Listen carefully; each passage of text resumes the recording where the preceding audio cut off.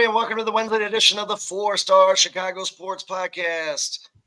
Hope everyone's having a wonderful end of the summer, early fall day.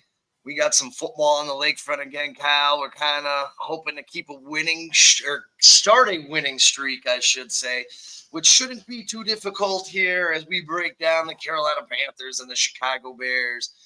Ladies and gentlemen, the Bears lead the all-time series 8-4. They've won 6 of the last 7 against this football club. And coming into this game, just to touch on practice today, Tevin Jenkins didn't practice with his rib injury. DeAndre Carter also didn't practice with his rib injury. We have Pickens with the groin injury. He did not practice as well. Terrell Smith with a hip injury. Cole Kmet was limited with a knee. Sweat also limited with an ankle. And it was nice to see Keenan Allen not on the injury report whatsoever. So as we get into this, I'm just going to get it out there right away. And I'm going to come into this game, and I'm just going to be honest. I don't like Carolina at all as a football team this year, and they're coming to Chicago. I think watching the Bears at the end, especially Calebwilliams' second half, yesterday, I think they're going to beat the brakes off of this team Sunday. I really, really expect it. There's some really bad numbers that we got going on in Carolina. I will say this. I give the Red Rifle some props since coming on to this ball club. He's thrown the last 2 weeks. He's thrown for 539 yards, 5 touchdowns, 1 interception, 65.4% passing rating. So he's been finding Deontay Johnson a lot, and our secondary is kind of locked down. And this is one of the reasons why I'm really, really liking this, because they're going to take away what they do best. He has found Deontay Johnson for 20 targets, 18 catches, 162 yards, 9 yards a clip, and a 96.3 passer rating directly related to Deontay Johnson. So I feel like the Bears are going to take him away.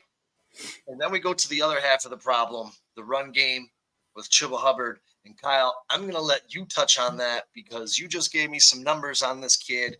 Explain to us why Chuba may be a problem for us this weekend. Yeah, I mean, Sean, obviously when you think about the Panthers or Chuba Hubbard, you don't really think about him being a top running back in the NFL or a top running back in fantasy. But actually, if you take away week 1, in which he had 6 carries for 14 yards, Chuba Hubbard has actually been a very good player. The last 3 weeks, he's averaged 5 targets a game. He's averaged 4 catches a game. He's a receiving touchdown, and his rushing numbers for the last 3 games. Last week, he had 18 for 104 and a touchdown. The week prior, he had 21 for 114. And the week prior to that, he had 10 for 64. So you take away that first game in which he averaged 2.3 yards per rush. He's actually averaging about 6 yards per carry, which is really good. And as we know, as of late, recently, the Bears have not been good at stopping the run, especially against Jonathan Taylor. And against the Colts. And then last week, they had some trouble against Carolina Williams as well. I think that you probably would assume that the Bears are going to commit to the run because it doesn't really matter who the running back is. If the team is gashing you up the middle in the run game, it's going to be a lot tougher to win that game. So I'm going to assume that the Bears are going to let Andy Dalton try to win this game and try to commit to stopping the run. But man, the key to success against the Panthers apparently is stopping Chuba Hubbard, because he continues to have, if he has these numbers against the Bears, it's going to be a close game again. I mean, you can't let him run 18 times for 104 yards and a touchdown this week, especially add another 4 catches. That can't happen. Now, going into this, Andy Dalton, as I just touched, over 500 yards a game. I mean, they dropped 34 or 36, I think it was, on a pretty good Vegas defense. I mean, not the best in the league, but they get after the quarterback, and they're a decent defense. The Bengals, not so much. They did drop 24 points on them. Is this Andy Dalton, the Red Rifle, in a revenge game coming back to Chicago, got you scared at all? Or is the Bears going to get after him, just destroy it, and wipe Andy Dalton out of this game? What are your thoughts on Dalton coming back to Chicago? Well, I mean, first of all, you know what, man? A lot of people were saying it was going to be a revenge game for Andy Dalton last week against the Bengals. I mean, you can't do that every single week because the guy's been bounced around through 14 teams in the NFL. I mean, they can't consider all of them a revenge game. I think ultimately Andy Dalton is, and you know what, I'm not going to lie, I think Andy Dalton is probably a better quarterback at this point in his career than Bryce Young is. I think it's pretty obvious, but ultimately, I think Andy Dalton will come back down to earth. I don't think he's going to finish the season as a top 10 quarterback by any means necessary. And you know what, to be honest with you, Sean, the fact that the Carolina Panthers have already had a quarterback change through 2 weeks into the season is a disaster to begin with. I mean, that's not a good start for any football team in the NFL to be changing their starting quarterback week 3 in the season, especially after they just drafted Bryce Young with the number 1 overall pick and basically threw away a quarter of their team and draft capital to do it. I mean, it's just not good. I also expect Andy Dalton to struggle against the Bears defense because I don't think that Andy Dalton has faced pressure. Like you said that the Vegas Raiders are good at the pressure of the quarterback. They are, but I don't know if people know or not, but Max Crosby was actually banged up in that game. And I don't think he even played last week. He actually got banged up in that Carolina game. He left the game. 2 weeks ago, he left the game. So they had a little bit of a gimme there for the Panthers. I mean, Max Crosby is one of the best defensive ends in the NFL. His motor never stops, and he would have made it a much longer day for Andy Dalton had he played the whole game. But the Bears have, this far in the season, they're averaging almost 3 sacks a game, and I expect them to go after Andy Dalton. I expect them to do it early and often, and I expect him to struggle. I think, again, the Bears are averaging 2.7 takeaways the last 10 games, and I wouldn't be surprised at all if they get 2 or 3 this week. You know, we are all excited to see the continued evolution of number 18, Caleb Williams. Coming into this game, Carolina is allowing 5.8 yards per play. They've allowed a league-high 129 points through the first 4 weeks. Last week, they gave up 373 total yards, 232 through the air, 6 yards per play, and allowed Cincinnati to go 7 for 13 on third downs.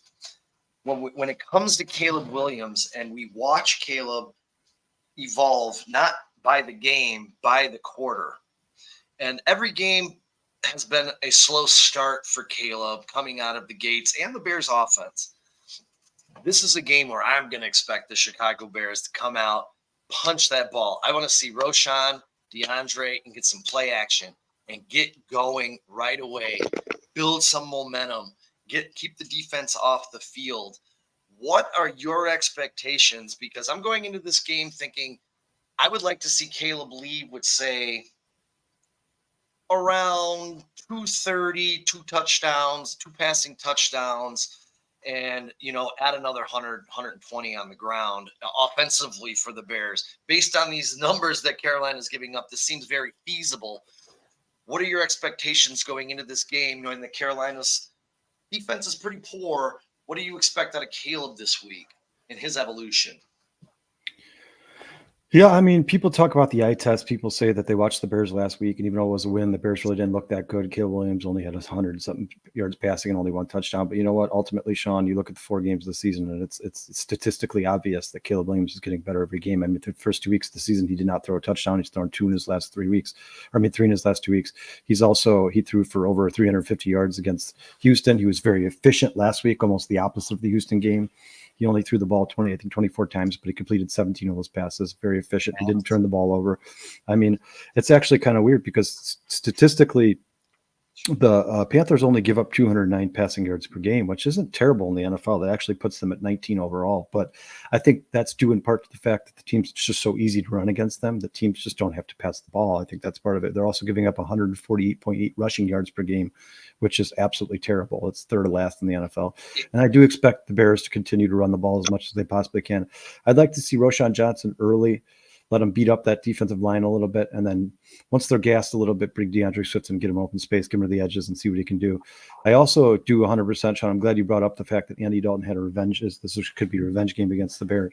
I mean, how do you think DJ Moore is feeling after getting traded off that team, being the only guy in that team that was basically worth rooting for the last 3 years? And then they're like, all right, well, if we traded Chris McCaffrey, we'll trade our second best player and you, DJ Moore. Take it easy, have fun. I expect DJ Moore to have an absolutely huge game this week. I think he's going to get a lot of targets, and I think he's going to score a touchdown, if not 2. Yeah, and the Bears offense hasn't been that great. But we did get the running game going in week 4. It seems as though they're growing. Shane Waldron is starting to be a little bit of a puppet master, starting to figure this out. I'm very excited at the fact that Shaq Thompson is out. And I would like to see this guy, Shane Waldron, this week incorporate a little bit of Cole Kmet into this football game, as he's been the last couple of weeks, getting more involved. We were just looking at NFL.com, and Michael Fabiano says stay away from Cole Kmet this week.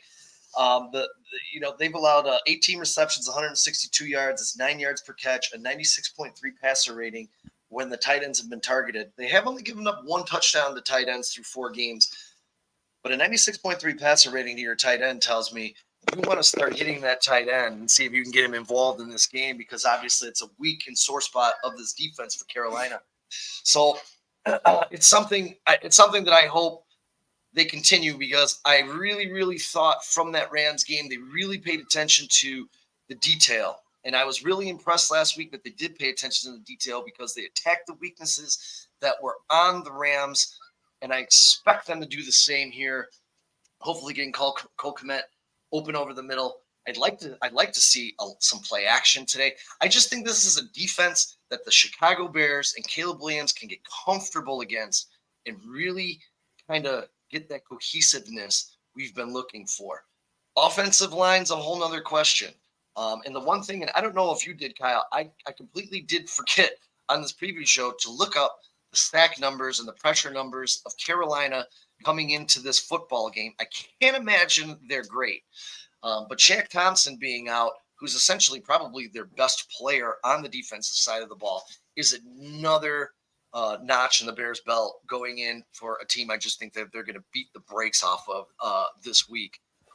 While Kyle's looking that up, the other thing I really wanted to touch on is the offensive side of the ball. We have to clean that up. The Chicago Bears have 30 penalties on the offensive side of the ball for 224 yards. We had 5 pre-snap penalties last week. We got to stop shooting ourselves in the foot. This is something I'm hope they're working on this week. They're getting it a little bit cleaned up. The Panthers, on the other hand, also a team that likes to get the laundry thrown on the floor. They've had 28 infractions for 258 yards. So we may be seeing a lot of whistles in this game as well. Kyle, what'd you find out about on those pressures and sacks and hurries on the Carolina Panthers?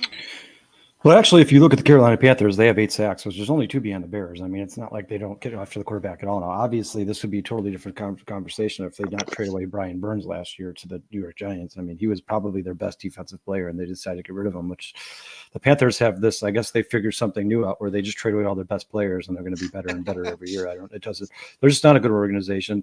They've actually only allowed 5 sacks as well, so they are pretty good at protecting the quarterback. You know what's weird, too, Sean, is 2 years ago, when the Pro Football Focus and all these experts were talking about the Panthers tackles, they were saying they were 2 of the best tackles in the league. And then last year they had terrible seasons. I don't know what happened. It seems like they just fell off the face of the earth. And it looks like they're coming back around this season because they have protected the quarterback this year. 5 sacks allowed through 4 weeks is not bad at all.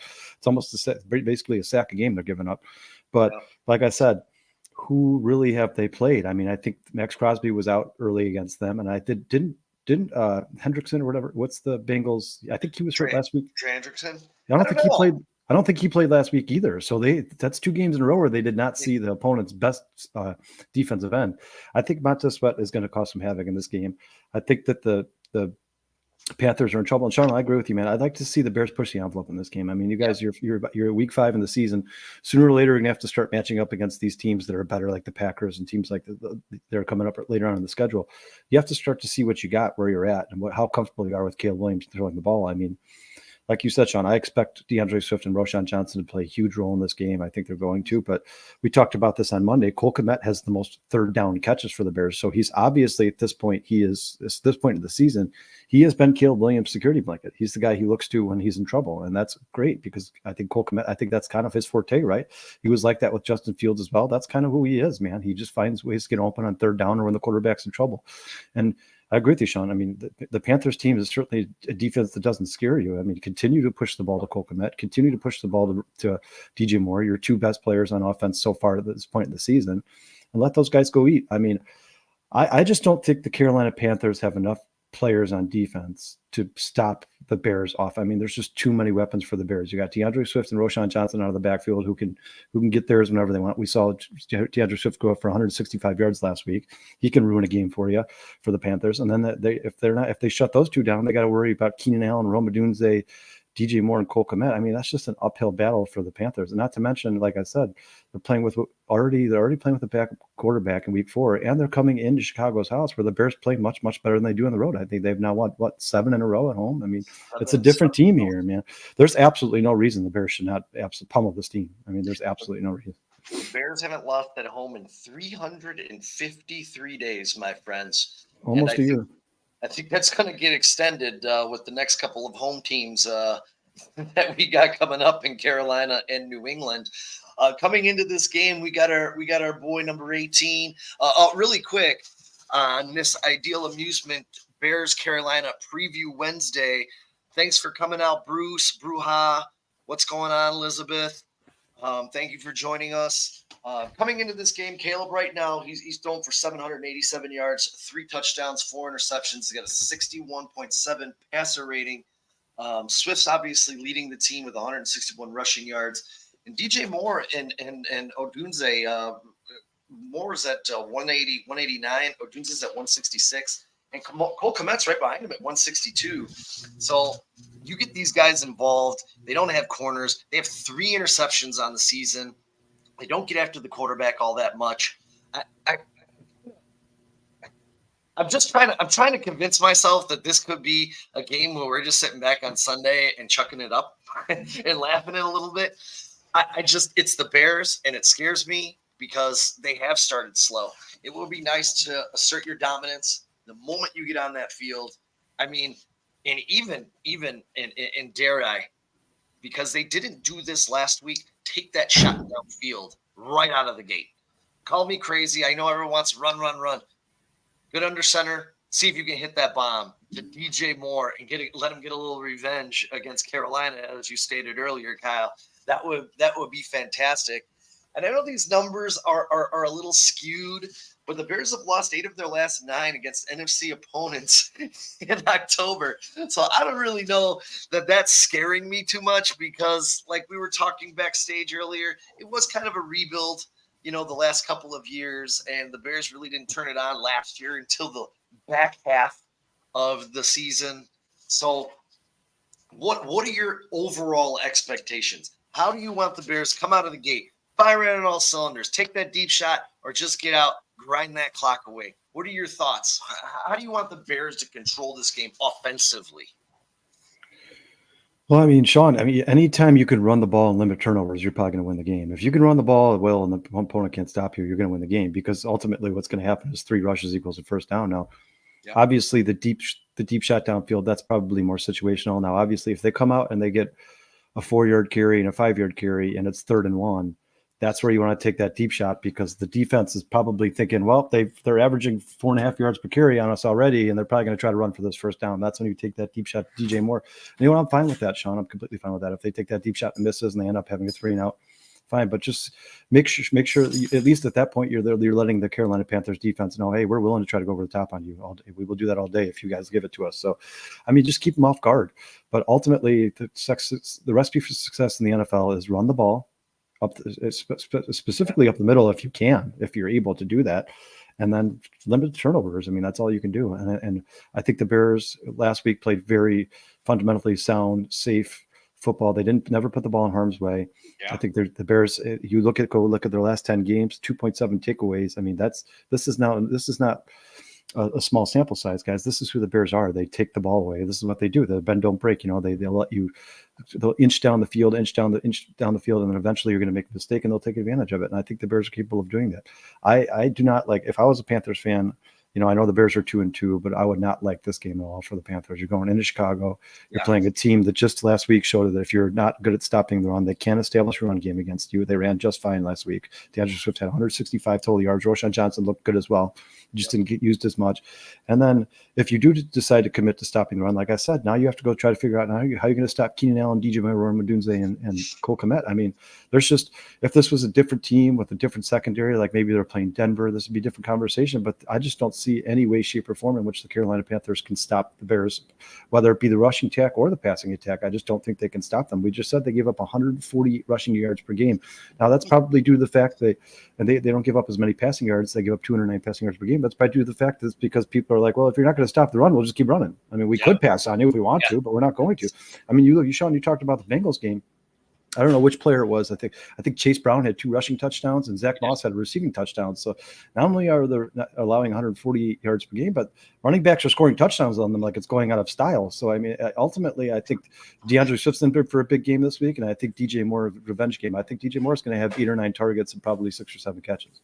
And Jamar Chase had my favorite catch and run of the year. That might be Jamar Chase's. That might be Jamar Chase's best yards after the catch in his career so far in the NFL. That was freaking awesome. He ran over 3 people. Jamar Chase doesn't strike you as that guy that runs over people, but he was running over. And you know what? That's another thing, Sean, is honestly, with this start of the season that Carolina has had, 1-3, they've already made a quarterback change. I'm not. How invested do you think these guys really are? I mean, do you really think these guys think they can turn their season around and become a playoff team or a Super Bowl caliber team? Probably not. No. I mean, at this point, the earlier you're eliminated from the playoffs, or you think you're going to be eliminated from the playoffs, the earlier these guys start making business decisions, man. And I think you probably saw some of that on that Jamar Chase play alone. I mean, Jamar Chase is not the toughest, strongest, biggest receiver in the NFL, and he was running over people. I mean, absolutely running over people. Hey, thanks for jumping in, Darius. We appreciate you, man. The thing I'm going to look for, through 4 weeks, the Bears are 31st in yards per play, 19th in points per game, and 28th in expected points added. I'm hoping all of those numbers continue to improve because they can't get much further down the barrel from that. Coming in here, is there anything that, I mean, for me, I want to see Shane Waldron continue to expand the plays a little bit, show a little bit of creativity. And I'm not looking for the Bears to do this, but I really love that play on Monday night where they threw it back to St. Brown. St. Brown hits Jared Goff in the corner of the end zone. I mean, this is the game for me that if you have those things in your pocket, maybe you try it, because like you said, maybe some of these players are making business decisions right now. This is, for me, you're going to get into the tougher part of the schedule after Jacksonville. I don't think Washington's as easy as people think. I think that's going to be a very tough game in Washington. I still think that Arizona game, although Arizona's kind of, I don't know. And kind of the last couple of weeks, it kind of looked a little funky. Yeah, I mean, Arizona look like a good football team at times, and then when they look bad, they get absolutely slaughtered. So it's like you never know which team you're going to get. And you know what? We saw that with the Browns last year too, Sean. I mean, their defense would be like number 1 in the NFL at home, and then they go on the road and be like number 26 in the NFL. These road and home splits are getting crazy for these teams nowadays. I've never seen anything like this. I mean, I've seen road and home splits before. Obviously, you're more comfortable at home, but the splits are becoming insane. I mean, what I would like to see, Sean, in this game from Shane Waldron in particular is I'd like to see them. The Carolina Panthers defensive ends do not scare anybody. As a matter of fact, most football fans probably can't even tell you their names. But I'd like to see the Bears move the pocket a little bit. Just move the pocket a little bit. Just take a little bit of stress off that offensive line. I mean, unfortunately for Bears fans and for the Chicago Bears, their offensive line is so suspect right now that you don't have to have the best defensive tackles and defensive ends in the NFL to create pressure against the Bears. I mean, Caleb Williams is going to get sacked in this game. He's already been sacked 16 times this season. That's 4 sacks a game. That's absolutely pathetic. That cannot happen for the rest of the season, or he's not going to make it through the season. I expect the Panthers to do the same. They'll probably get back there and get a couple sacks against Caleb. So move him on the pocket a little bit, more and more RPOs. Give him options, man. And obviously, like you said, Sean, open up the playbook a little bit. This is a team that seems to be giving up the hemorrhaging yards, especially on the ground. See what you can do. Try to throw some trickery in there, some trick play, some end arounds. Specifically, I'd like to see them do an end around with DJ Moore. I don't think they've done one this season, and it was a great play for them last year. It worked a lot, and I'm saying that with a Luke Getsy offense. That was like the only thing he did that actually worked last year. So I haven't seen much of that stuff this year. Like we talked about on Monday, Sean. I think that Shane Waldron is probably still getting to know his personnel a little bit. I don't know if he really knows what they're capable of doing, what they're not capable of doing, but I would like to see them show some trickery this week and get a little, maybe even like a flea flicker where you throw the ball back to the quarterback, let them throw. I mean, the Bears are the only team in the NFL so far this year that I haven't really seen any of that stuff. I mean, Sean, you saw that play with the Lions where St. Brown pitched it back to to Gibbs. We saw that this Seahawks had a similar play against the Lions on Monday night. Then the Lions had that play where they threw the ball to Jared Goff in the end zone, scored a touchdown. I mean, you see that stuff every week in the NFL when you watch these games, unless you're watching the Chicago Bears. So let's start throwing some of that stuff in, see what you can do. Open up this playbook a little bit. Start to get Roshan Johnson more involved. Start to get DeAndre Swift more involved.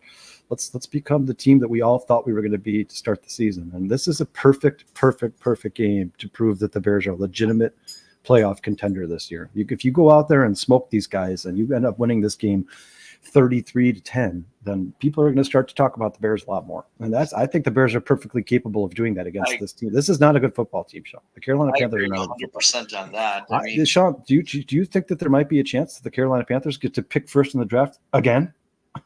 That's a very strong possibility. Ooh. New England has one win, and so do they. I think there's only one winless team left in the NFL, right? I believe it's just the Jacksonville Jaguars. I think that's the only team that's winless in the NFL this year. I'm trying to think. I think you're right. I believe that's the only winless team. The Browns won one. Yeah, so I think the only team that has not gotten a win yet is the Jacksonville Jaguars.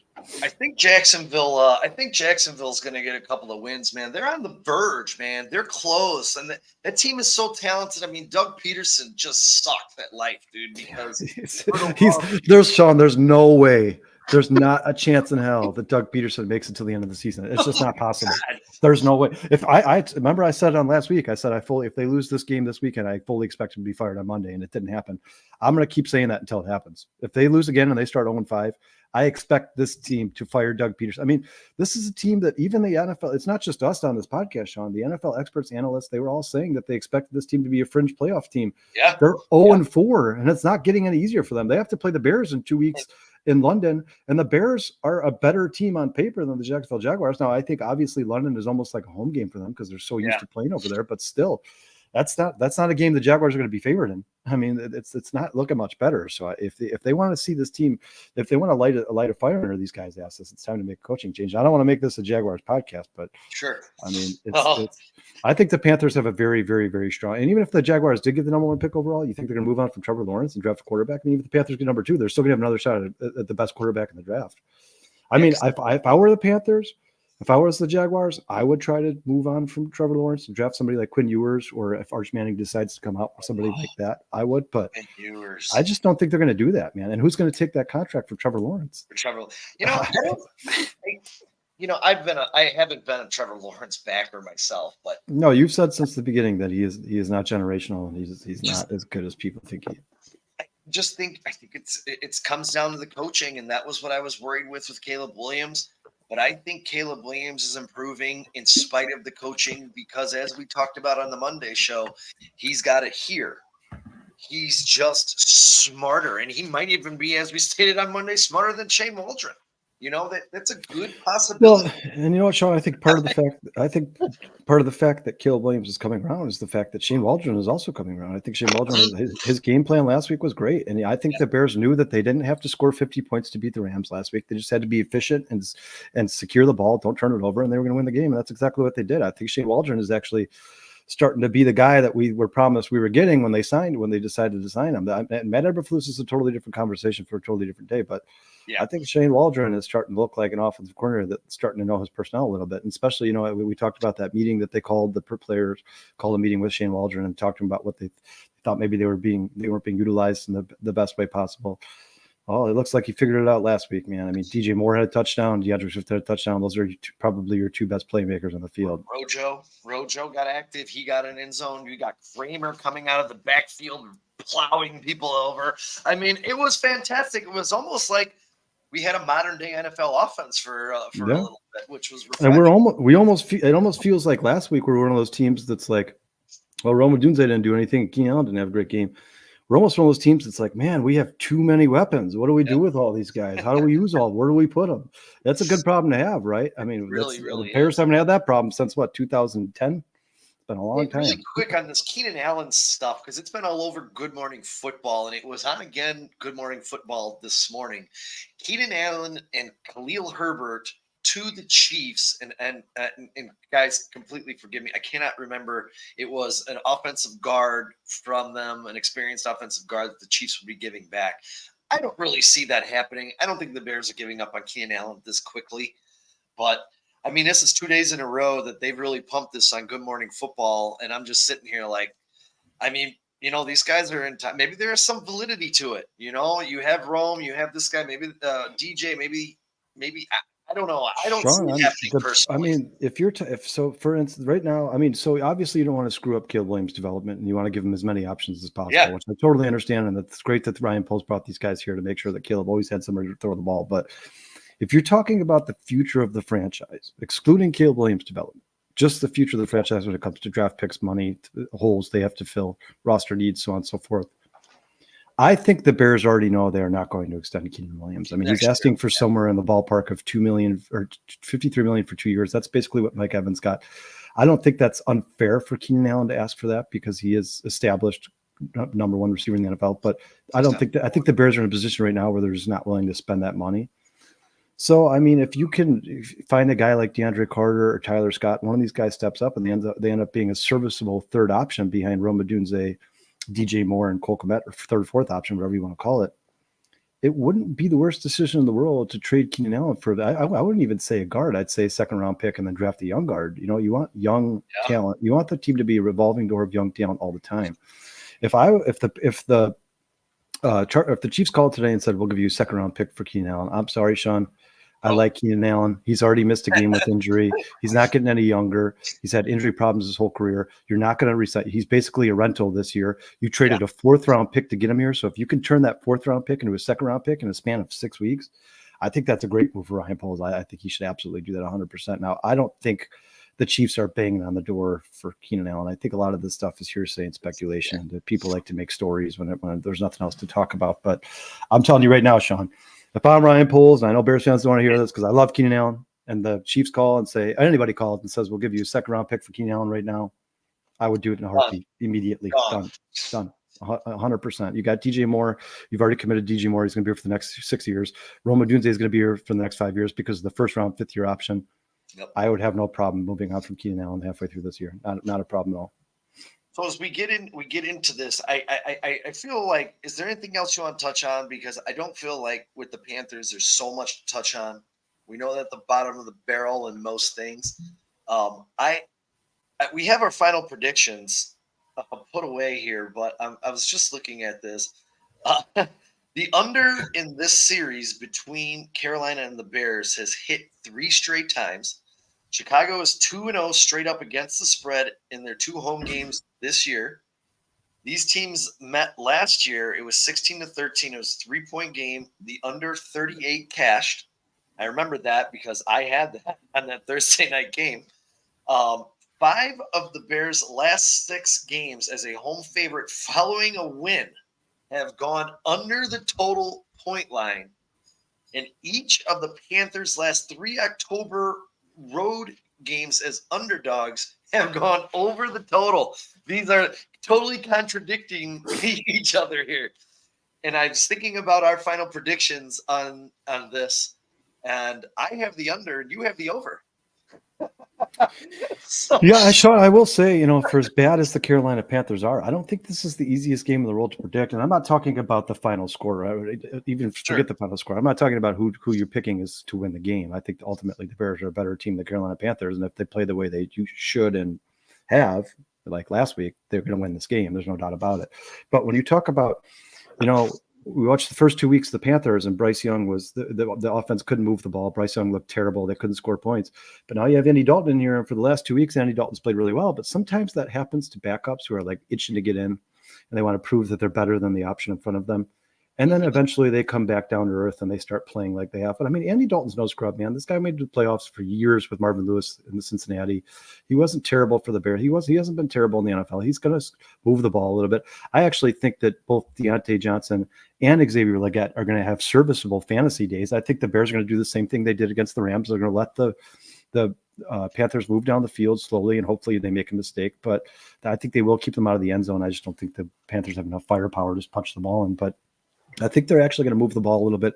I just think ultimately what's going to happen is the Bears are going to get up early, probably something like 10-0, 14-0. And then the more time that drags out of this game and the more the defense proves to the Panthers that they're not going to let them score, I think eventually they'll kind of, I don't want to say give up, but they'll realize what's happening in the situation, and eventually the Bears will score a late touchdown or maybe a late touchdown, late field goal. I personally, Sean, my prediction for this game, I'm going to say 27-16. I think it's going to be a lot of field goals for the Panthers and touchdowns for the Bears.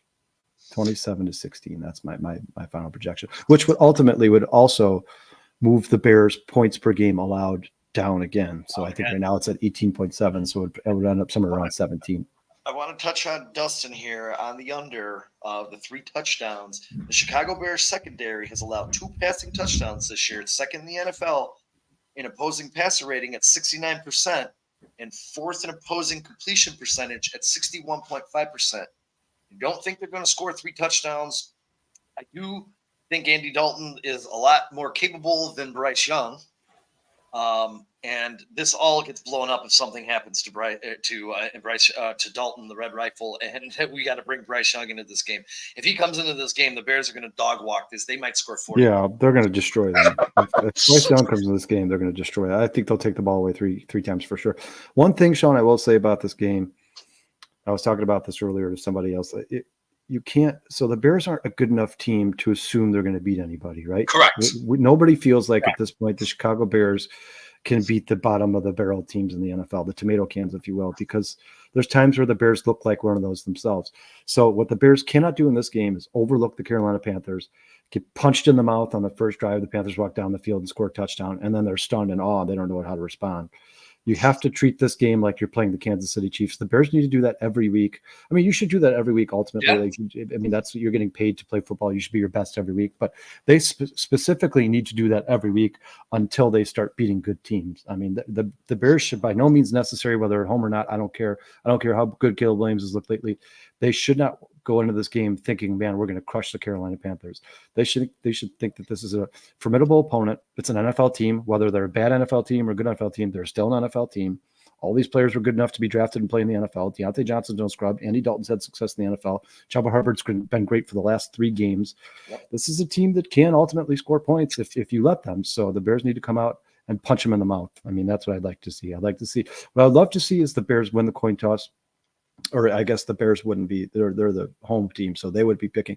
I'd like to see the Bears kick the ball off first and get them like a 3-and-out. Give them like a 3-and-out. Give Caleb Williams some confidence coming back onto the field, man. Like, man, I don't have to be perfect in this game because it looks like it's going to be a long day for the Panthers offense. That would, for me, that would be the ideal solution. I think every game, Matt Eberflus, every game we've won the coin toss, he's deferred, right? He's deferred, yep. I don't think I've ever seen Matt Eberflus. Has Matt Eberflus ever received the kickoff on the opening kickoff of the game? When he's won the coin flip, that I don't know. I don't think so. I don't think he has. What the Bears need to do in this game, if you're talking about, Sean, like if this game gets out of hand and the Bears start beating the living hell out of this team like they're more than capable of doing, the Bears need to start working on things against a live action opponent. They need to, like we just talked about, opening up the offense, eliminate the penalties, stop the penalties. They have to stop the penalties. That has to stop. You guys, if the Bears somehow made it to the playoffs, 10 penalties for 85 yards, whatever it was last week, that's not going to help them in any way, shape, or form. Vernon said this on the podcast 3 weeks ago. You can't come in and get 2 big first downs, great catches, great plays, gain some confidence, and they get a false start or a holding call and be behind the line of scrimmage all of a sudden. You can't do that. Bears can't continue to do that. They're not a good enough team to keep overcoming that stuff right now. Later on in the future, I think they will be. I think Caleb Williams will be one of the most dangerous players in the NFL at some point. But right now, where he is in his development, where the Bears are as a team as a whole with this offensive line, you have to stop the pre-snap penalties. You cannot come out and go 2 steps forward, 1 step back, 2 steps forward, 1 step back. You just can't do it anymore. And as we talked about just a little bit ago, the Bears have 30 offensive penalties for 224 yards this year. That nonsense has to get cleaned up. That's less than the Panthers. So well, the Panthers, we can sit here and make fun of the Panthers all we want. the Panthers have 28 for 258 in infractions this year. I believe, though, that's their whole team. That's just the Bears' offense.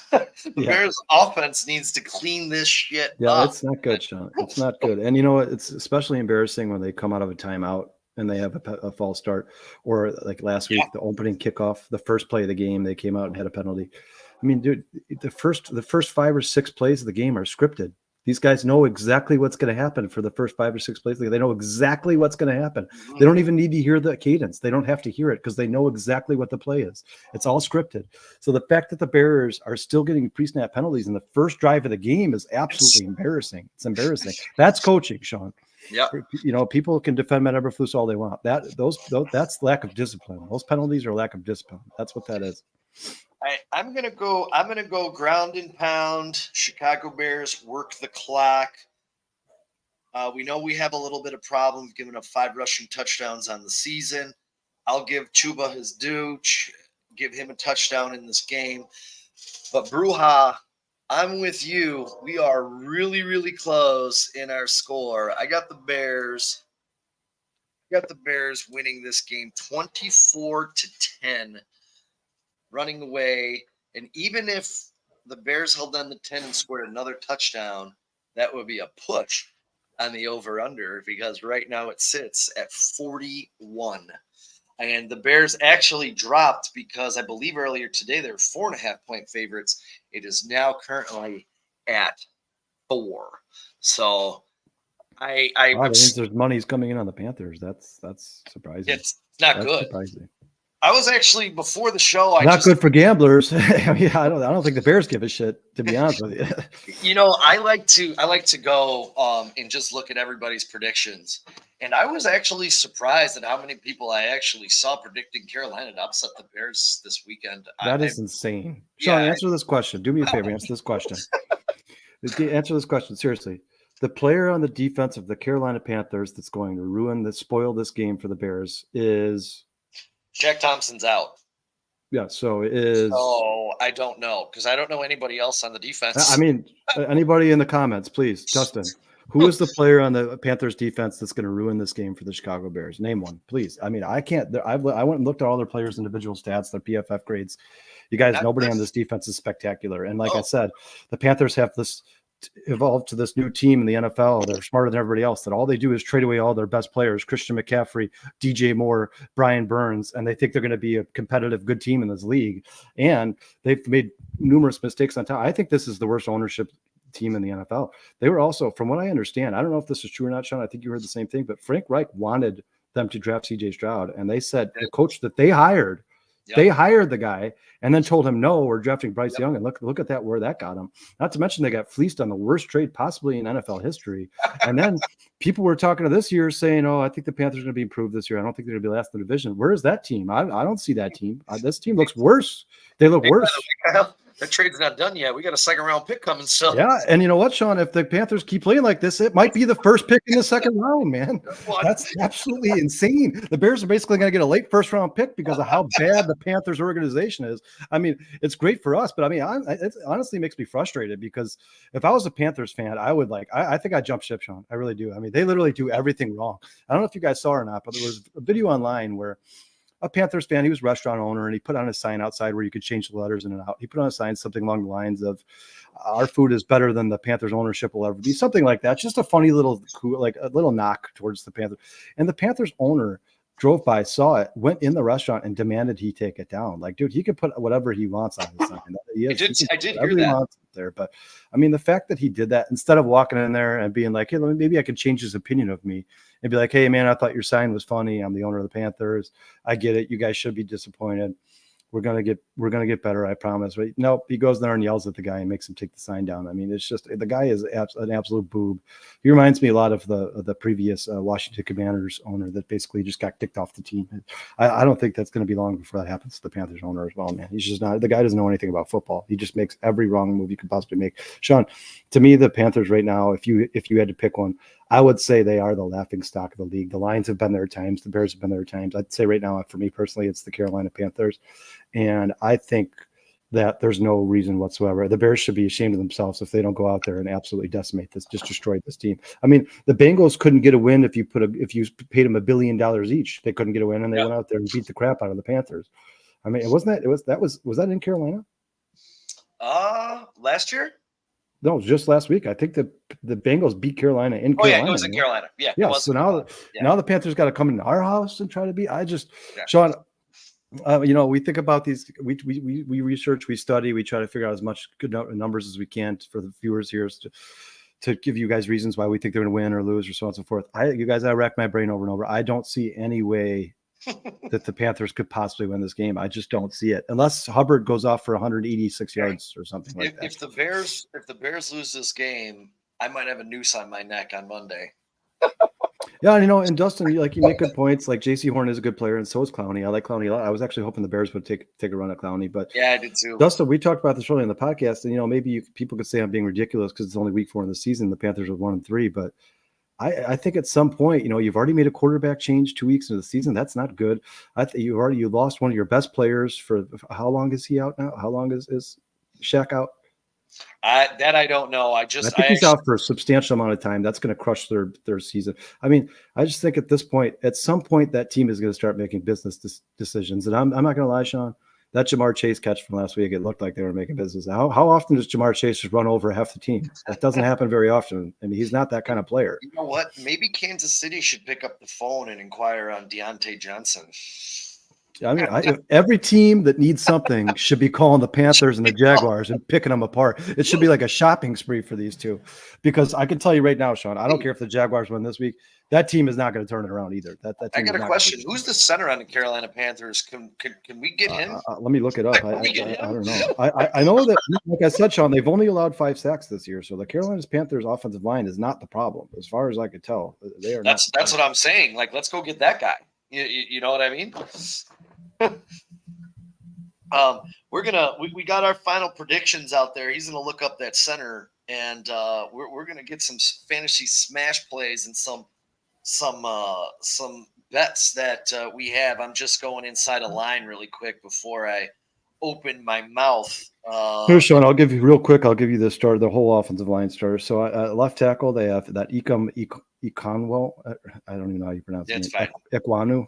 He's actually good. I actually think he's a very good player. I think he's one of their best players. Damian Lewis is their starting left guard, who is questionable this week.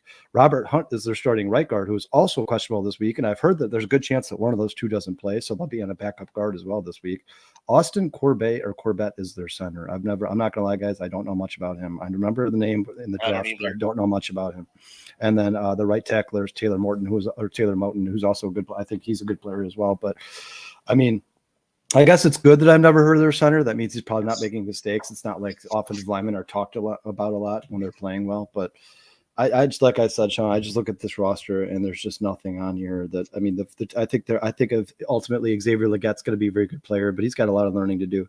Chuba Hubbard's been in the NFL for a long time. It's not like, I mean, he's had a few good games in a row, but ultimately they say you take the bigger sample size, and he's probably more the player who has been playing for the last 3 years and is not good.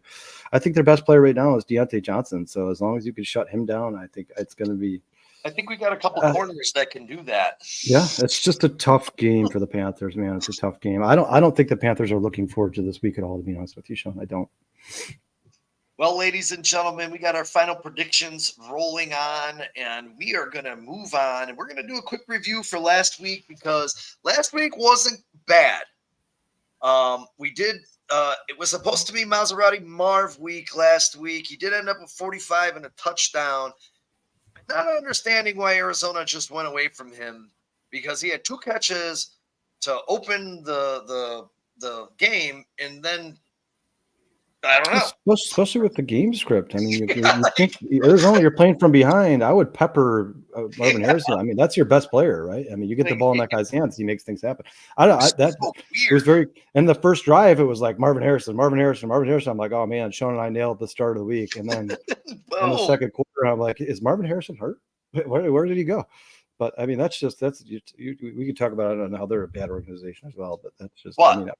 I mean, ultimately, Sean, but that's a serviceable game. Marvin Harrison, he should have been starting line. He still got you double-digit points.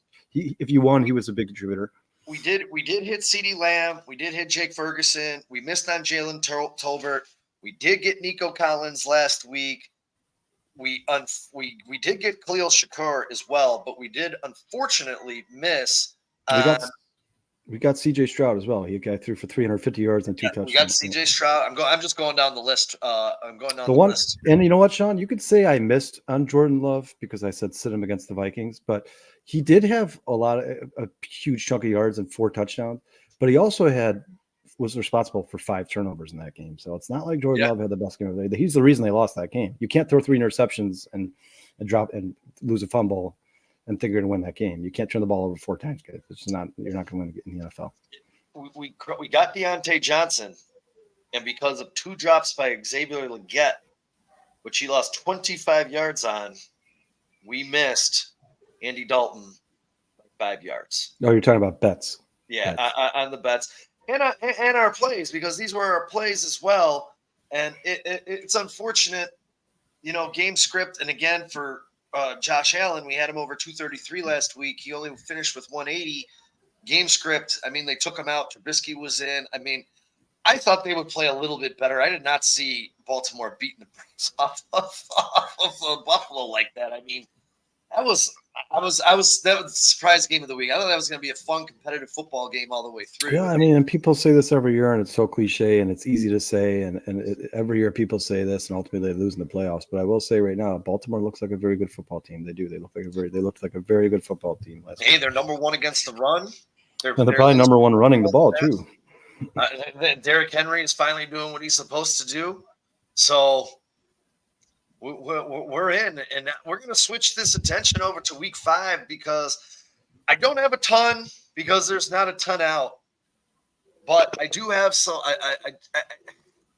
We got buys started, guys. Buys this week. We have no Lions, Chargers, Eagles, or Titans. So things are starting to clamp down just a little bit. They're going to get a little tighter.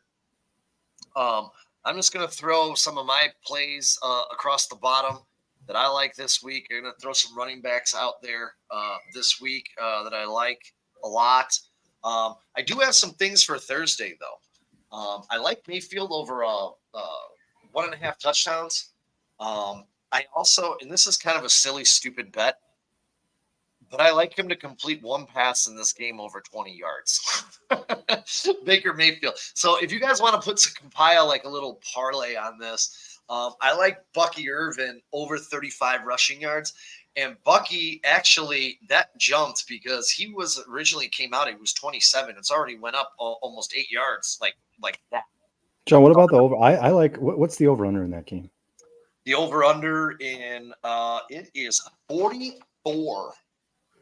That's tough, man. They're so good at this, because I would have said the under, but that they got it set pretty low, so that's tough. That's a tough one.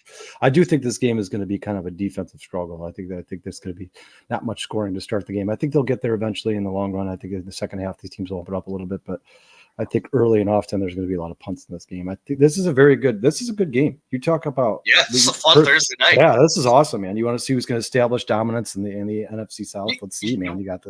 You want to know too, one of the things, and we kind of talked about this, and I'm just gonna roll through this really quick. Bijan is a little banged up. He's off the injury report, though. I would play. I'm pretty sure I saw earlier, because I have it written down on my cheat sheet here. Tyler Algier over 25 rushing yards. I do like that. I love Bijan over 24.5 receiving yards. Guys, I'm going to tell you right now, through 4 weeks, the Bucs have the 7th highest target rate to opposing backfields, 17.6. They're also allowing the 5th most receiving yards per game at 41.3, and the 10 highest yards of completion percentage at 6.6. Bijan leads this team in targets, and in his entire career, he's been over this number 11 of 16 times, including 3 of the last 3 weeks. I don't know, man. If it's a smash play, it seems like a smash play to me going inside the numbers. It's against what the Bucs do bad and what he does good. And obviously, he leads the team in targets. His target share is 69% right now. I don't know, man. Over 24 receiving yards from Bijan seems like a hit, smash. Give me the hammer. Let's go. I'm smashing the shit. Yeah, I would have no problem taking that overall shot. I mean, we saw him last week. Wasn't it a catch last week that he ran? It was like a 40-yard catch. He ended up finding some room on the sideline. Yeah, I mean, you get Bijan Robinson in open space, and he makes things happen. And the Buccaneers defense doesn't scare me either, man. I think I think ultimately Bijan Robinson's going to end up having a good game. It's the Buccaneers players that worry me against the Falcons because the Falcons have a pretty good secondary. So guys like Godwin and Mike Evans, and then Rashad White and Bucky Irvin are probably going to be tough sledding for those guys too. But Sean, you asked me the other day who do I think is going to win that game. I think ultimately because the game's in Atlanta, I think Atlanta's going to win that game. Atlanta plays better at home too. I don't know why, man. Them and the Saints, to me, it feel like playing them in their stadiums is much different than playing most teams in their stadiums. But I do think ultimately Atlanta will win that game, and I think Atlanta will probably end up winning that division. I had them winning the division at the beginning of the year, and I did already for Thursday Night Football before it moved up, and hopefully it doesn't move down and backfire on me. I took Chris Godwin over 67.5 receiving yards. I already placed the bet. I did a parlay with that though. I parlayed that with Cousins over 1 passing touchdown and Baker Mayfield over 1.5 passing touchdowns. So hopefully the secondary, Terrell Bates, who's the other clown they got back there that's really good? They got another really, really good safety corner. I can't think of his name right now. They had Simmons. I mean, that secondary is legit in Atlanta. Like, it's a really good secondary, but Atlanta's got good pass catchers, man. Evans is good. This guy Godwin is having just a sensational. Is he still wide receiver 1 in fantasy? I think he's still number 1. I think he is. I mean, the guy. I don't know. Nico Collins. It's got to be him, Nico, or DK. Those three guys are all having absolutely amazing seasons, tremendous seasons so far. Did you find any plays that you were excited about? Fantasy or betting? Either or. Sean, there wasn't much out when I looked for the over-unders and the lines of parlays. There's not much out. I think we should start doing something on Friday or Saturday morning real quick, just like a 15-minute show where we can start talking about that stuff. But you guys, we told you this before. Unfortunately, Wednesday nights, there's not a lot available on DraftKings and FanDuel. The over-unders haven't come out yet. Sean will go on the 4-Star Chicago Sports Facebook page, or he'll post a little video sometimes this weekend, probably early morning, Friday or Saturday. Early because I got to leave this weekend. Yeah, and he'll go over his bets with you guys this week. He'll go over what he thinks you guys should be betting on. He's pretty so far in the season. He's still over 50% guy. So if you'd listen to him, you would have won money. Keep listening to him.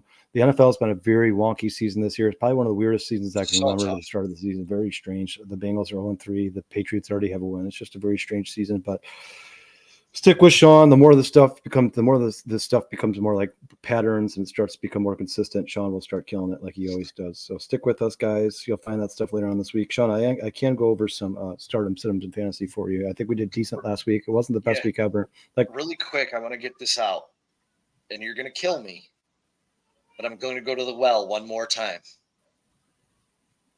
Minnesota is 31st against the pass. This guy came out this week, made these comments. I'm taking Garrett Wilson, Aaron Rodgers connection this week, and I'm also not going to shy away from the other guy, Alan Lazard, because I'm not going to lie. Earlier when we were talking about it, I took Alan Lazard over the 33.5 receiving yards. I already played it. He's hit this number 3 out of 4 games. Minnesota, you cannot run on Minnesota, but you certainly can pass on them. So I'm smashing. Yeah, the game it wouldn't be surprised me at all if that game ends up being 13-14, man. I mean, it's like same as the Jets Broncos last week. Like, it just wouldn't surprise me at all. I think ultimately that those defenses are better than those offenses are right now. It wouldn't surprise me at all if they struggle to find yards and struggle to score. But you know what, Sean, you're better at the gambling side of things than I am. So I wouldn't be surprised at all if you're right and those guys go over. Garrett Wilson, fool me once, shame on you. Fool me 3 times. Shame on me, man. He has not been good this season. I'm not going to mention his name again if he lets me down against this porous pass. I mean, Sean, I'm in a fantasy league with Sean here, and I drafted him 1 overall, and it probably, or not 1 overall, but my first pick in the draft, which was 10 overall. But it's probably so far at this point in the season, it is the worst first round pick I've ever had, for sure, no doubt about it. I think cumulatively the guy has 21 points through 4 games this season. That's not good. It's not good. But if you guys want to get to start sit-ems here real quick, if you guys are in a fantasy league, you're looking for some advice. Like I said, guys, obviously when you're talking about guys like Josh Allen or Saquon Barkley or CeeDee Lamb, those guys are starts, right? They're always starts. Always start those guys no matter what. When you're talking, what we try to do is sometimes give you guys players who aren't as obvious. So for my stardom of the week for running backs is going to be Josh Jacobs versus the LA Rams. And you know what, guys? I really didn't even dive too deep into this. I know the Rams are not good at stopping the run. They're ranked in the bottom half of the NFL at rushing yards allowed. But the reason I have Josh Jacobs against the Rams is because I think the Packers are going to commit to Josh Jacobs. I think they're going to try to continue to use him as much as they can since they just paid him in the offseason. And that is the team, the LA Rams, that just gave up 165 total yards to DeAndre Swift, who looked like he couldn't run the ball to save his life through the first weeks of the season. I mean, you talk about a get-right game. Swift had over 70 yards through the air. He had over 60 yards rushing. I think Josh Jacobs is going to do something very similar this week, and I expect Josh Jacobs to have over 100 yards rushing and probably a touchdown or two. He was just outside my top 10. I had him just outside. He was 11. I went with Aaron Jones over him because the Jets have been getting gashed. Aaron Jones actually is pretty damn good this year. Aaron Jones has never been the problem with Aaron Jones has never been his efficiency. It's his health. That's the problem with Aaron Jones. His availability is the problem. I had Aaron Jones. Aaron Jones would be one of my start as well. My second stardom of the week for running backs is actually going to be DeAndre Swift again against the Carolina Panthers. I guess we just talked about it on the show for the last 45 minutes. Carolina is giving up 108 rushing yards or 148 rushing yards per game. They're giving up a rushing touchdown per game. And like we talked about last week against the Cincinnati Bengals, between Moss and Brown, the two of them had 3 total touchdowns last week against the Carolina Panthers, guys. I expect DeAndre Swift and Roschon Johnson to find a lot of success in this game. Sean, do you have any stardoms for running backs you want to throw in there? I got my list going down on the bottom, and they're full of a lot of familiar names. And obviously, I like A-Chain. I know that Miami's a mess, but I think he's going to get fed the ball a lot this week against New England, and I think he's going to have a fantastic week. I don't know how to look at that game between Brissett and who's the other clown? Who's the clown starting? Huntley. I actually think Huntley will get a little bit better, but I like A-Chain a lot versus New England this week. And, I mean, obviously you're starting them every week. Yeah. But I should have probably bumped him up and probably moved Breece Hall down a little bit, but I bumped Breece Hall up because of his catching ability, and the Vikings are allowing tight ends, I can't even talk right now, running backs to catch the ball out of the backfield. And Breece Hall should have had a receiving touchdown last week. Aaron Rodgers grossly underthrew the ball on the goal line. He had to turn around, actually threw it in front of the defender.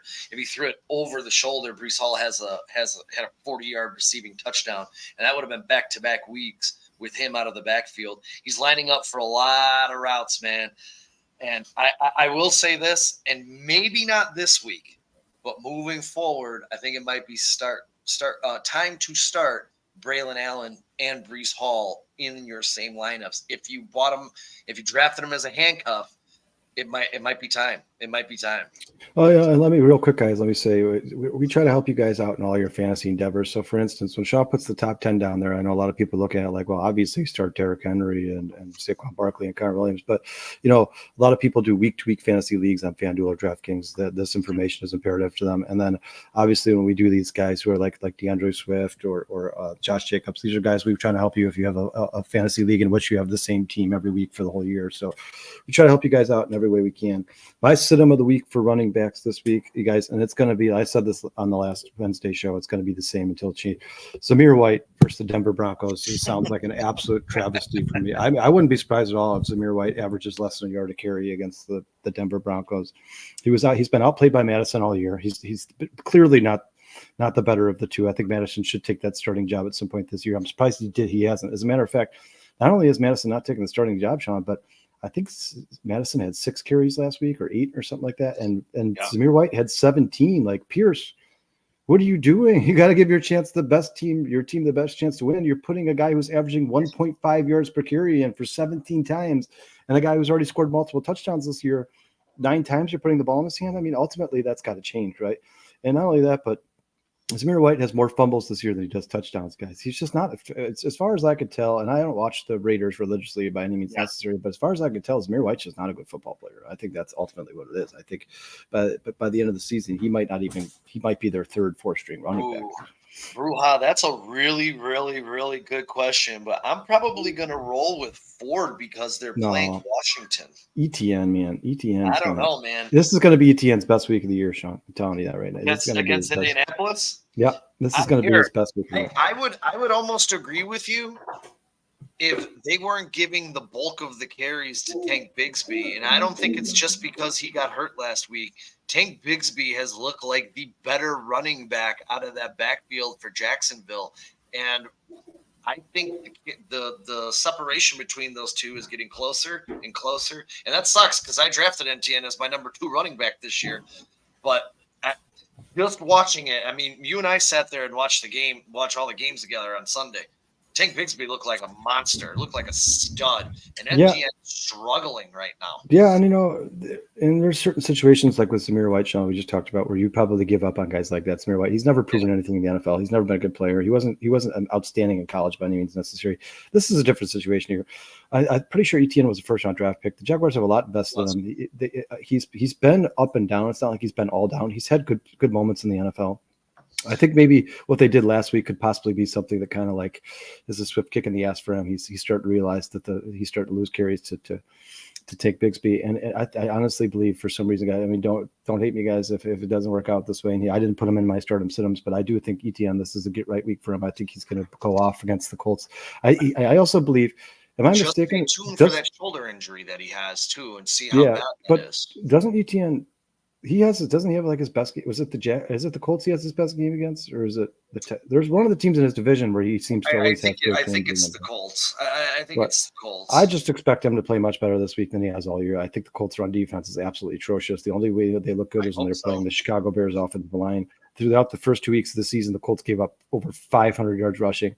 I think they're particularly bad against players with burst, players who can catch and run the ball, so they don't really know what they're going to do coming out of the backfield. I expect ETN to have a rebound game this week, and I would move my fantasy lineup 100% if he's on my team. Jerome Ford touched the ball 17 times last week. He got 58 yards, 5.8 yards per carry. That's probably the other thing that scares me a little bit, Bruja.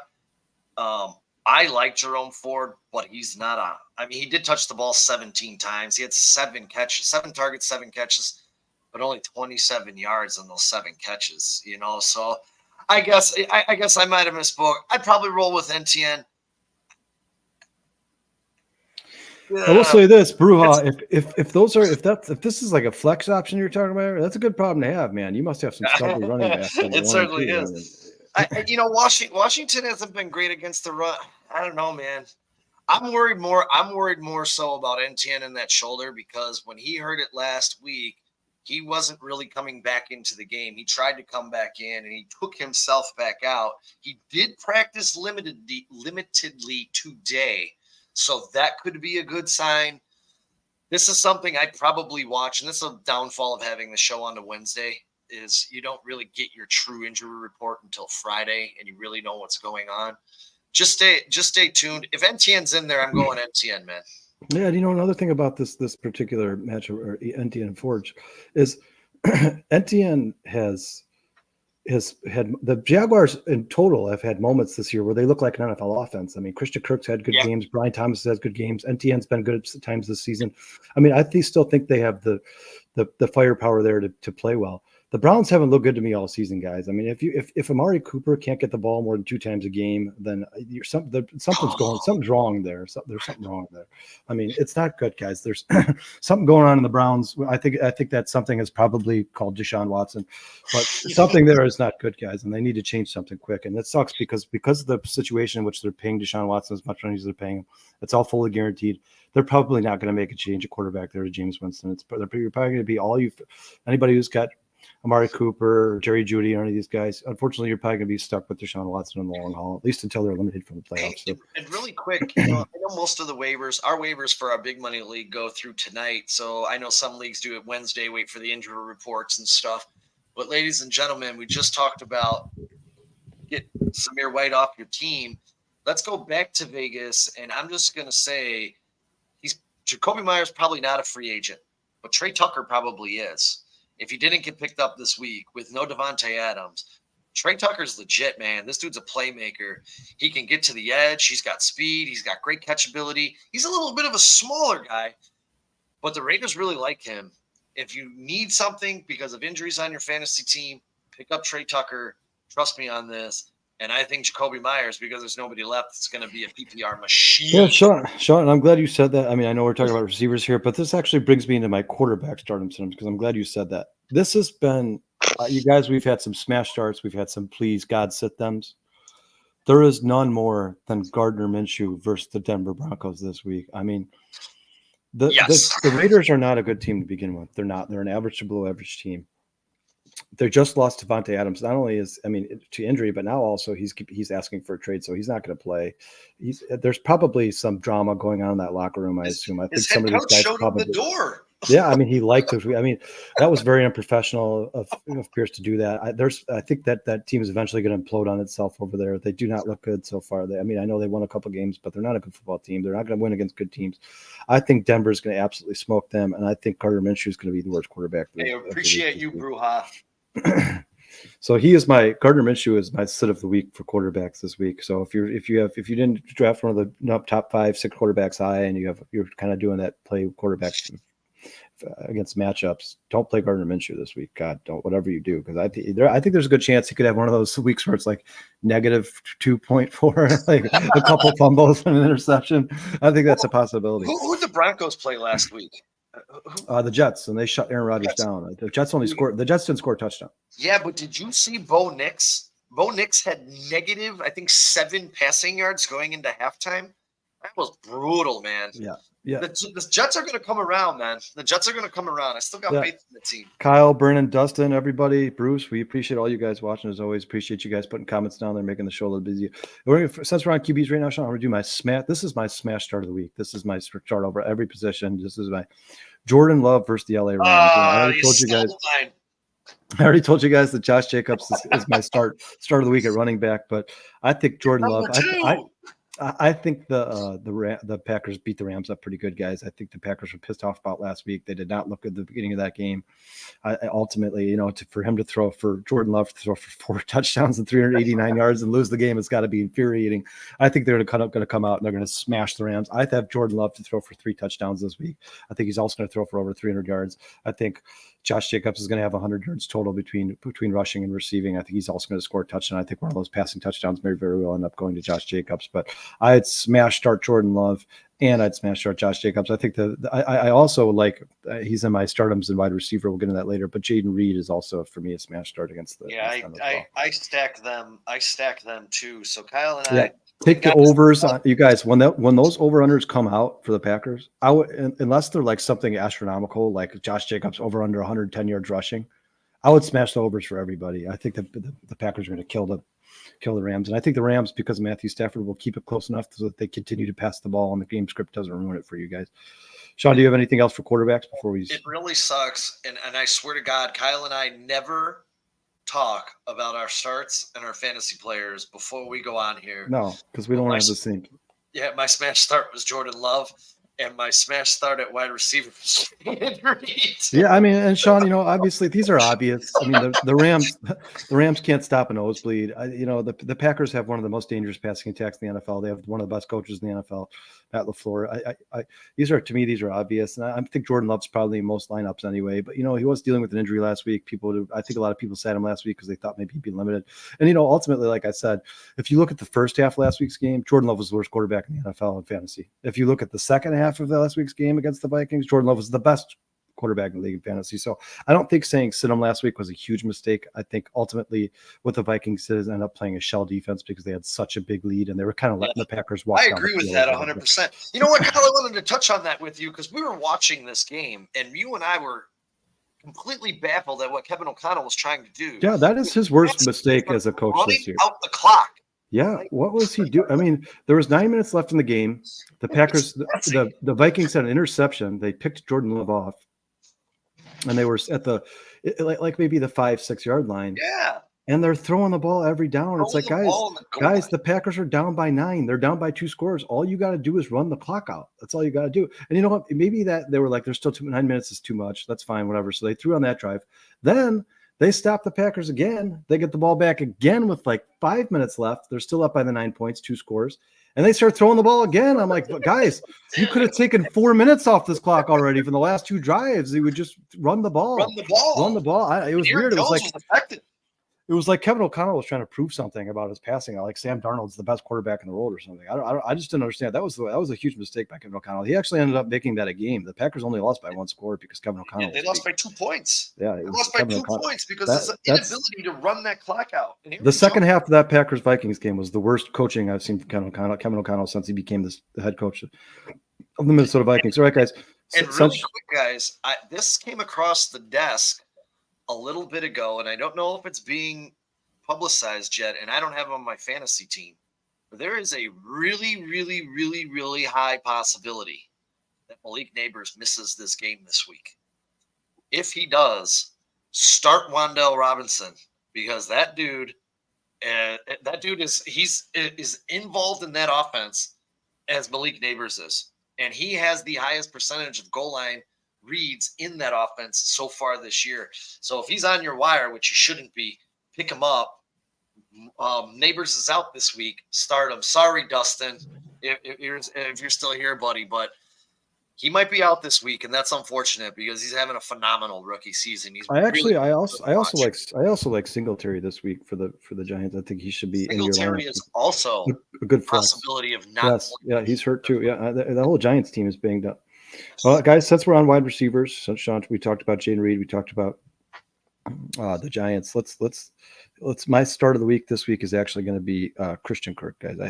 I know that so after a slow start to the season, Christian Kirk was terrible in the first few games of the season. Listen to these numbers, Sean. The last 2 weeks, Christian Kirk has 22 targets, 15 catches, 140 yards, and a touchdown in his last 2 games. He's now about to go up against the Colts, who are ranked 24th versus the pass. And I think that ultimately the coaching staff and Trevor Lawrence found that the most success that Trevor Lawrence has is when he throws the ball to Christian Kirk. I mean, the guy, he's been the pillar of consistency in the NFL since he came into the NFL. When he was signed as number 1 receiver with that huge contract, the Jaguars a couple of years ago, I was kind of poking fun at the Jaguars for signing that contract, but ultimately he's been everything they've asked him to be. I mean, he's Mr. Clutch, he's Mr. Third Down, he's Mr. Security Blanket. I think Christian Kirk has a big week this week against Dustin and Fantasy on my Yahoo team. I'd say start him. And then my sit him of the week, guys. I know he had a good game last week. He ultimately had 2 touchdowns. I do not like Jordan Addison against the New York Jets, and I'll tell you guys why. Because Addison will be facing the number 3 pass defense in the NFL, and people keep saying, "Oh, well, the reason they're number 3 pass defense in the NFL is because Sauce Gardner will be on the number 1, which would be Wicks or Christian Watson, whoever the X receiver is, the big, tall, slender receiver who can go get the ball. That's ultimately where Sauce Gardner is going to be. But Jordan Addison is going to get DJ Reed, who is no scrub at all, guys. DJ Reed's a very good player for the Jets. That's why they have the 3rd best pass defense in the NFL. And I think ultimately Jordan Addison's going to have a bad game this week. I would never, ever in a million years, guys, say sit Justin Jefferson, ever in a million years. But I wouldn't be surprised at all if Justin Jefferson doesn't light the world on fire this week either, guys. I think the Jets defense is starting to come around a little bit. I think that's kind of all Robert Salah has to hang his hat on. I mean, like, that's all he's got left. If their defense doesn't play well, he's fired, because their offense certainly doesn't look great right now. So that is my 100% my sit of the week is Jordan Addison. I mean, that's all I got him for stardom, Sean, unless you got anything else. I gave you my stardom already, and the best matchup he's had statistically all year long. I'm going number 5. Back to the well one more time. Garrett Wilson. I said it earlier. I'm going to stick with it. I believe in him. I love the kid as a player. And eventually he's going to break out. And for all you guys that have been waiting for it, look at the Jets schedule coming up. It's about to get some really crappy secondaries for Mr. Garrett Wilson. I think his season's going to turn around a little bit here. Aaron Rodgers and this offense is going to get churning because they have some of the worst pass defenses in the league coming up over the 6 of the next 8 weeks, I believe. It starts with Minnesota, who's ranked 31st against the pass. So yeah. Listen, coming to the season, I picked the Jets to win that division. I think the Jets have the best team on paper, excluding Josh Allen. I think obviously if you put Josh Allen on the Jets are 100% the best team in that division. But The thing that scares me about the Jets is it seems like there's already drama going on in the locker room there. I mean, you've seen Aaron Rodgers push his coach away when he went to go embrace him on the sideline. You just showed that picture again of Garrett Wilson, Sean, where he's basically calling out the coaches for not being creative, not opening up the playbook, not being. I mean, here it is right now. I don't think we do a lot of different stuff, to be honest. I watch football on Sundays and I see a lot of teams mix it up. I don't think we do that. I mean, that's not good. He's obviously calling out. I don't think it was a good hire by the Packers to hire Nathaniel Hackett. I think they only did it to try to entice Aaron Rodgers to go to New York. But I mean, Nathaniel Hackett to me has been absolutely awful in his time in the NFL. I think he might go down as the worst NFL head coach in the history of football. That Denver team was an absolute shambles, an embarrassment when he was there. I don't know why they made that hire. It's very surprising to me. I do think ultimately the Jets will get better because Aaron Rodgers is a seasoned veteran and he knows what to do. And I think ultimately he will get the last call and he'll start audibling the plays at the line of scrimmage. But right now, Sean, I get you. I 100%. I like Garrett Wilson. He's one of my favorite players. That's why I drafted him in the first round of our fantasy draft. I just haven't seen it. And until he has one of those games, I'm going to be very hesitant with starting Garrett Wilson. I'm getting Garrett Wilson's numbers here, and just so we can back it up, this week he plays 31. Next week he goes against the number 1 pass defense, then number 8. But then after that, it's 22, 26, 19, 23, 7, 6, 28, 27. Sean, who's the number 1 pass team? Washington? Who's the number 1? They have it as Buffalo right now. Buffalo. You know what? But Buffalo, you got it. So this is the problem when you're making stuff up like that. When we're talking about stuff so early in the season. I mean, you guys, Buffalo has played, besides the Ravens, they've played some pretty atrocious teams. So I think ultimately Buffalo, I don't think Buffalo's secondary is as good as number 1 in the NFL. I think they're good. I don't think they'll end up number 1 in the NFL. No, I don't either. I actually would be more hesitant to start. I don't know. I would be more hesitant to start Garrett Wilson against Denver like last week than I would against Buffalo coming up in 2 weeks. And that's before you even told me those numbers, that Buffalo's number 1. And I just don't think Buffalo is – I don't think we know who they are yet. Because right now they're the highest scoring offense in the NFL, Sean. Yeah, I don't think that goes all season either. I don't think that happens. They've had 2 great weeks and 2 so far. Yeah, I mean, how is Buffalo the highest scoring offense in the NFL? I mean, besides Josh Allen. Josh Allen, how are they highest scoring off the field? That's got to change at some point, right? Hey, we said at some point you're going to see the Texans start scoring 12 points. You're going to start seeing these teams like the Niners score tons of points. I mean, you think it's got to be coming at some point, right? At some point, the NFL's got to come back to normal. Let's see, and you know what? I'm going to go out on a limb. And we talked about this, and I told you I was going to tell everyone this, and you told me I was crazy. We're going to go to the well one more time with one more guy, Amari Cooper. Amari Cooper,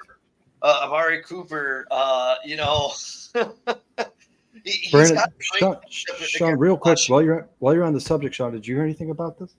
Brandon's comment here? I didn't hear anything about that. What happened?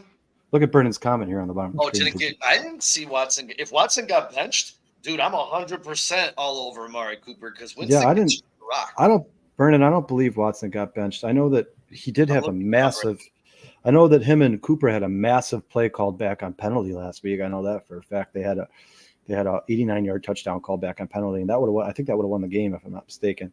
Sean Brennan said here, it looks like he looked this up for you. Travis Etienne has 3 touchdowns in the last 2 games combined. Yeah, I saw that. So I think the Colts are the team that he beats the crap out of. If I'm Brua, I'm starting Etienne over Ford all day. That's just I agreed with you. I would do it. I wouldn't be surprised if Jerome Ford has a good game though either. I don't hate Ford. I'm not saying keep Ford out of your lineup, but if it ultimately comes down to you have to pick one of those 2, I'm Travis Etienne all day. Now, if you can find a way to slip Ford into your flex, I would try to get both of them in your lineup if you can. I like Ford a lot. I think he's a very good player. I just think the Browns offense is just a mess. It's just a mess right now. It's shambles. He got me 12.5 fantasy points last week on the little work that he got. He's a great flex play, but ETN on any week can end up getting you 20, 25 fantasy points. So you definitely got to stick with your stars. I like the matchup on both. If there's a way to get them both in your lineup, I think they could both be beneficial for you this week. But if you have to pick one or the other, I'm with you. I'm going Travis Etienne as well. I mean, and I also can't fathom that. I mean, there's just no way that these rape allegations against Deshaun Watson have not created some separation in the locker room. I mean, there's got to be some guys in the locker room that are like, hey, listen, I don't care if you're a good football player. I don't care if you're our quarterback signing millions of dollars. I don't support that. I don't like that. I don't want to play next to you. I don't want to work with you. I mean, there's got to be some of that going on, you'd imagine, right? I mean, there's 53 guys in that locker room, and there's another, 15 coaches. I can't imagine. And like I said, guys, it's all allegations. Nothing right now with this recent rape case that has been filed against Deshaun Watson. Nothing's been decided. They're still in court. He would have They been don't off know my what's. team. I have zero Yeah, time. I mean, I don't know what's going to happen ultimately. I don't know if he's going to be found innocent or guilty, but I mean, he's certainly, with all the stuff that he's been accused of in the past, it's kind of, at this point for Deshaun Watson, I'm probably going to assume it's probably more like guilty until proven innocent, just because this seems to be a pattern now of these girls coming out and saying that he's been mistreating them. But I agree with you, Sean. The second that came out, if I was the Chicago Bears and he was my quarterback, I don't care about the dead money. He's gone. I just don't think that's, you can come ask your fans to root for a guy like that. As fathers, which we both are, of daughters, just think of the fathers watching this piece of crap on television while their daughter has scars. It's unacceptable on every single level, man. It's not a good look, Sean. It's not. And disgusted with themselves, man. Like I said, guys, I'm going to say this one more time on the show here. We just don't want to get there. This is all speculation. It's all allegations. Right now, there has been no outcome of that case. They don't know. They haven't determined if he's guilty or not. I know for a fact Deshaun Watson's camp or his lawyers come out and said that this is all This is all made up. This is just a girl who's in it for a money grab. I don't know what's going to be ultimately the end goal, but the end result. But I do know for a fact that if I played personally in the locker room with Deshaun Watson, it would bother me a little bit. I'm not saying that I would be like, get off our team, I hate you, let's beat the crap out of him in the locker room. But I certainly wouldn't sit next to the guy and have long conversations. I can tell you that for a fact. So I have assumed that some of that stuff is going on for the Browns. I think it's also as good as Ford is, Sean. Don't you think the Browns will get a lot better once Chubb gets back? I mean, yeah, he is just such a good player. Speaking of that, I watched a video a little bit before we went on of Mr. Chubb jumping and running at practice. They opened up the window, and not to mention the Queens opened up their window as well for TJ Hawkinson to return today. I did not see any video of him, but I 100% saw Chubb practicing with his teammates today. So that's a little, and actually, I don't know if that's a deterrent because, you can use Ford in a lot of different ways. Ford kind of reminds me of a Swiss Army knife. You can spread them out. You can run with them. You don't know what's exactly going to happen with him when he's on the field. Yeah, and Nick Chubb is the guy who, I believe he's the only guy in the NFL right now who's been in the NFL for a minimum of 4 years, who's still averaging over 5 yards a carry for his career. I think he's the only guy. Brownish. Yeah, I'm saying. If the defense has to worry about him pounding the ball up the middle, and they have to go stop Nick Chubb, who's been one of the best players in the NFL for the last 10 years, 8 years, however long he's been in, I think that opens up a lot more for guys like David Njoku and Amari Cooper and Jerry Jeudy and even Ford out of the backfield, catching the ball in the backfield. I think this team will get better ultimately when he gets back. But, man, right now watching that Browns team is painful. It's painful, man. I have Amari Cooper on my fantasy team, so I try to watch those games when I can. Deshaun Watson looks like you know what he looks like? He looks distracted. He looks like he cares about something else more than football. It's probably he probably cares about that he's going to end up in prison. Yeah, he's probably more concerned about his personal future than he is the team's future. And I'm not saying I blame him, but he put himself in that position. And like we said, guys, is all spec. We'll see what happens for that court case. But Sean, anything else you got for these guys? No, man. I was just going to say thank you, Bruja, Dustin, Brandon, Breaking Bruce, Kyle. Liz. Sean, Bruce texted me. He wants it to be Breaking News Bruce officially. Breaking News Bruce. That is officially his nickname, guys. Breaking News Bruce. That's his Darius. We want to thank you guys all for joining us on an Ideal Amusement Chicago Bears Preview Wednesday. We have a fantastic opportunity to win our second game in a row, our 8th straight home game. Kyle and I are firmly believe that this is going to happen this week. I don't know what I'm going to do with myself if the Bears don't win this. I'm probably going to cry. I'm not going to lie. I probably will. Kyle and I are going to. What were you going to say? I expect next time we're on Monday on the show to be having another Victory Monday, Sean. I just, like I said, we talked about this earlier. You guys go back and watch the show. I just don't see any way possible that the Carolina Panthers are capable of beating the Chicago Bears, especially with Caleb Williams getting better every week, Shane Waldron getting more comfortable every week. I just think this team's going to improve and get better every week. And I think, unfortunately, for the Carolina Panthers, they're a good victim to get better against. That's a team you can kind of go out there and just mess with things a little bit. Real quick, guys, I just want to say special shout out to Breaking News Bruce. Bruce does a lot for us, guys. He's a moderator on our webpage. He's a moderator for the 4-Star Chicago Sports. constantly uploading data, constantly filtering through all the ads and all the garbage that comes onto the website. Good friend of ours. We really love everything he does. Also, River Street Tavern in East Dundee, 102 North River Street, one of our first sponsor guys. Great place, great restaurant, sports bar, plenty of TVs. If you're a Bears, Bulls, Blackhawks, Cubs fan, whatever you are. We even last night they had the preseason Blackhawks game. It wasn't fun to watch, but they had the preseason Blackhawks game on last night. I think, Sean, I think through late in the second period, there was like 3 minutes left in the second period. And if I remember correctly, I looked up and it said Blackhawks shots on goal 7. I actually didn't see it because I was at River Street last night, guys. I honestly did not see that. Dude, 7 shots on goal in the second period. I was a victim of watching playoff baseball yesterday. Well, here I am. I'm seeing the 7 shots on goal in the second with 3 minutes left in the third period. I'm like, I bet you Connor Bedard's not playing. I bet you. No, they were all in there, man. They were all playing. I hope they figure that stuff out quickly because that's not acceptable, guys. You can't have 7 shots on goal through 2 periods in a hockey game.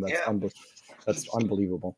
And we're going to get into some hockey stuff over the next couple of weeks. Yeah, Sean, you want to tell them about the guys upcoming for you guys coming up here quickly? We're going to have a pre-season Blackhawk show. We're going to have a before season Bulls show, and we're going to have a post-season Cubs show so we can talk about the state of the teams, the state of the upcoming state of the Blackhawks and Bulls. We're talking about what happened with the Cubs this year, talking about how they can improve, where we see them going next year, how much we think they're going to spend money in the offseason, so on and so forth.